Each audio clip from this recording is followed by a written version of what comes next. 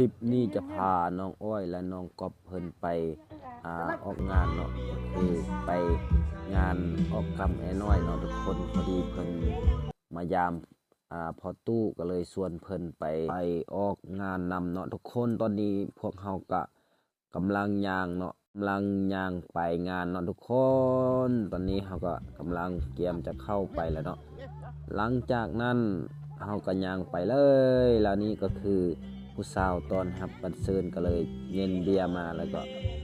ลองชิมจากโบก1-2 โบกเบิ่งว่ามันจะแซ่บหรือบ่แซ่บเนาะหลังจากนั้นพวกเขาก็ไปเลือกบอนที่พวกเขาจะนั่งนี่ก็คือภรรยาผมเนาะหลังจากนั้นเขาก็ยังมาเลือกบอนที่เขาจะนั่งว่ามันจะเขาจะนั่งบอนได้เนาะมันจะนั่งบอนใต้กงไม้เนาะมันอยากคมหน่อยนึงเนาะตอนนี้ทานอ้ายก็เลยปิ้นกล้องหน้ามาหาตัวเองเนาะ